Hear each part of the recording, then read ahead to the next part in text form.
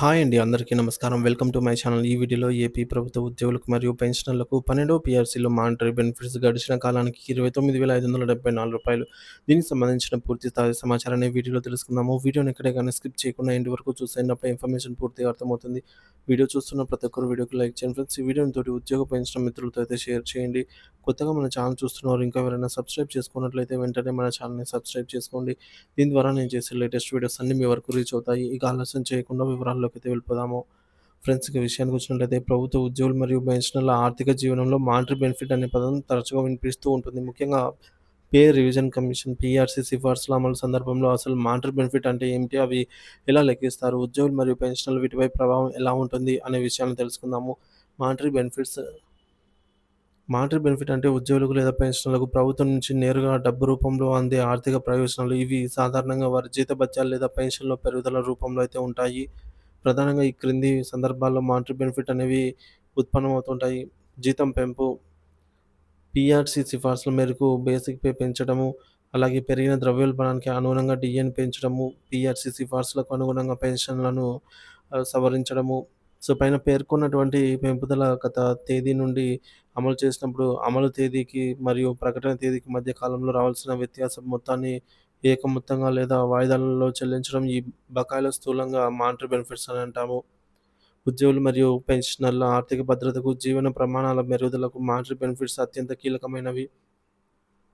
Pay revision commission, PRC మరియు monetary benefits ప్రభుత్వ ఉద్యోగుల జీతభత్యాలను, పెన్షన్లను సవరించడానికి ప్రభుత్వం ప్రతి 5 సంవత్సరాలకు ఒకసారి పే రివిజన్ కమిషన్‌ను ఏర్పాటు చేస్తుంది.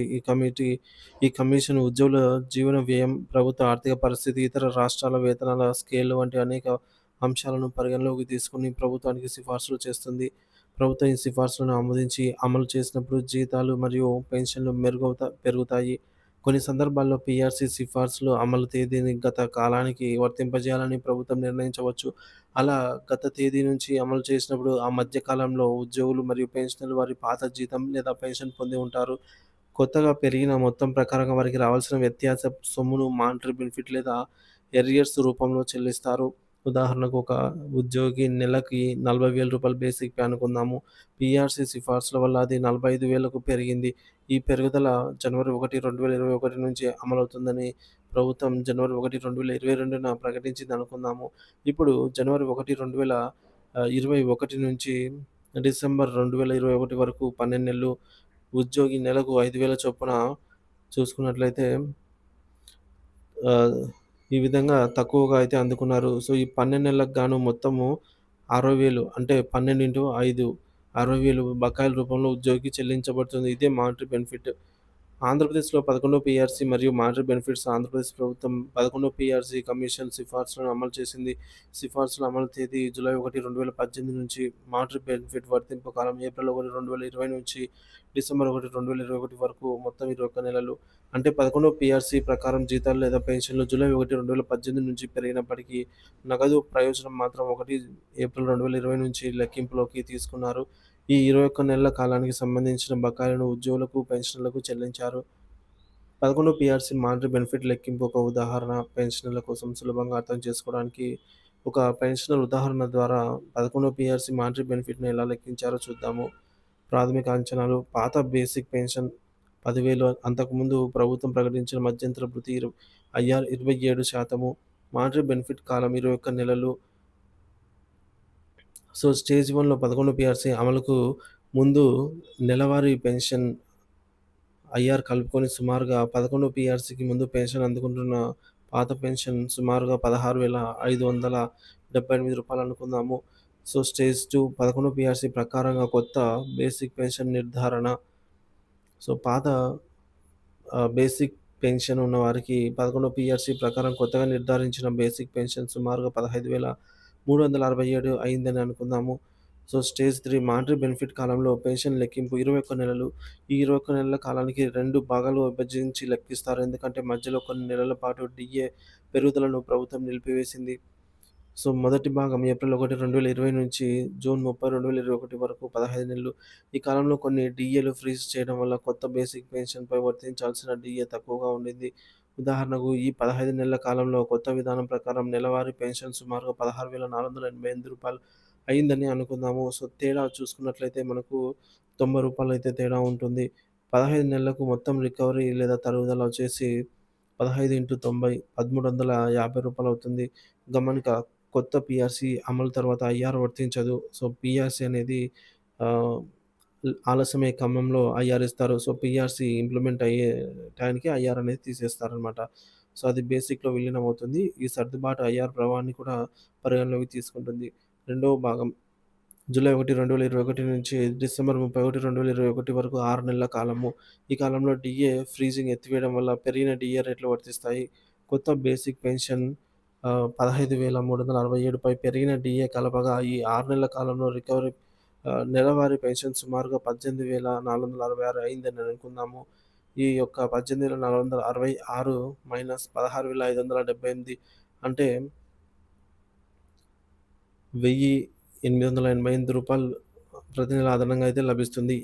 సో, నెలకు 6 నెలలకు మొత్తం లబ్ధి చూసుకున్నట్లయితే 6 ఇంటూ 1888 ఈజ్ ఈక్వల్స్ టు 11,328.